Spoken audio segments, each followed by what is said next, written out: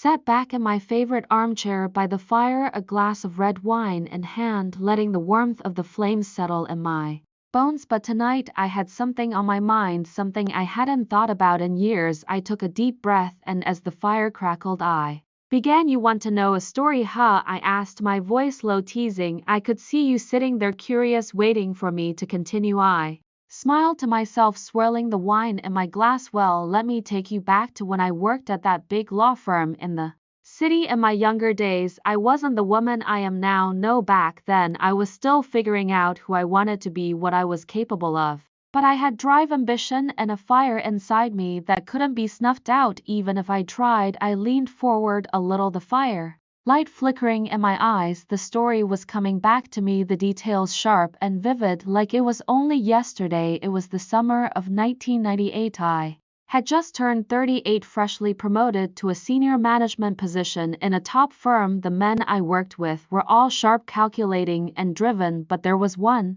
man, Mr. Harris, my boss, a man of stature, a man who commanded respect. The moment he walked into a room, he had this presence about him, something magnetic. Tall, dark hair just starting to show streaks of gray, his tailored suits always fitting him perfectly. He was 55 at the time, but you'd never guess it. His sharp blue eyes could look straight through you, and there was a way he smiled, like he knew more than you did. We had an interesting relationship, professional of course, but the chemistry between us was undeniable. It started as a subtle thing.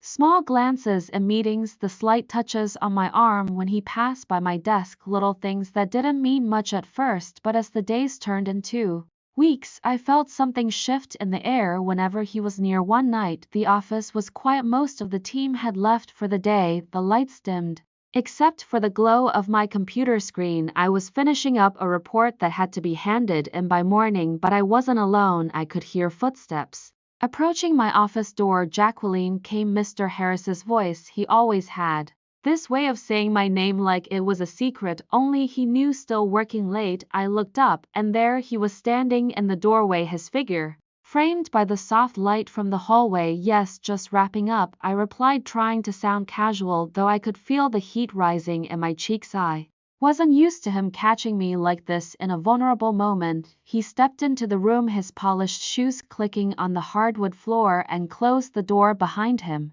"You know," he said, his voice soft yet commanding, "you're the only one left in the building." I gave him a small smile, trying to mask the nerves fluttering in my stomach. "I like the quiet, it helps me concentrate." He walked closer, and I felt his presence loom over me. His cologne, a mix of wood and leather, lingered in the air. I could hear the steady beat of my heart in my ears as he came to stand by my desk. He didn't sit, but he leaned in slightly, his face inches from mine. I could feel the warmth radiating from him. "You've been doing great work, Jacqueline," he said, his voice low, "but I think you're capable of more." I glanced up at him, our eyes locking for a moment. It was a look that made me want to pull away, but at the same time I couldn't. I didn't want to. There was something magnetic, something irresistible about him. The tension between us was thick, palpable, and then, without warning, his hand was on my shoulder, just a light touch, but it sent a jolt of electricity through me. I swallowed hard, trying to steady my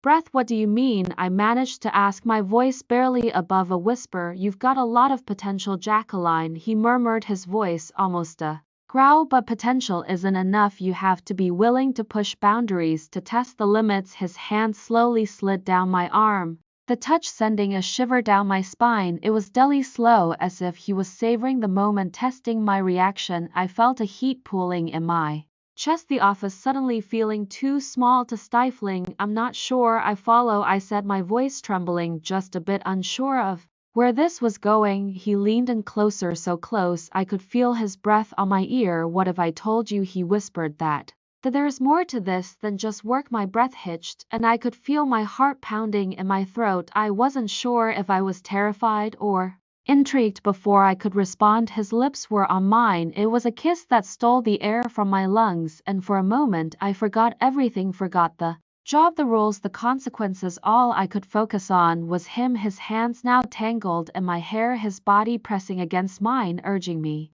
closer for a few seconds. I gave in to it, to the desire, the heat, the uncertainty, but then reality crashed back in. I pulled away, my breath shallow, my mind racing. No, I whispered, shaking my head, this is wrong. He didn't move away, he just stood there watching me, his eyes intense. Is it? I opened my mouth to respond, but the words caught in my throat. Part of me wanted to say yes, to shut it all down, but another part of me, another part wanted more. Think about it, he said, his voice barely audible. What if this could be more than just work? What if we could both have something else? I could feel the weight of his words hanging in the air, the pressure building inside me, and just when I thought I couldn't take it anymore, the door to my office opened and we both jerked back as if the spell had been broken. It was one of the junior associates, his eyes wide with shock as he stammered an apology and quickly exited. Mr. Harris didn't seem fazed at all. He straightened, smoothing his jacket as if nothing had happened. We'll finish this conversation another time, he said, his voice steady.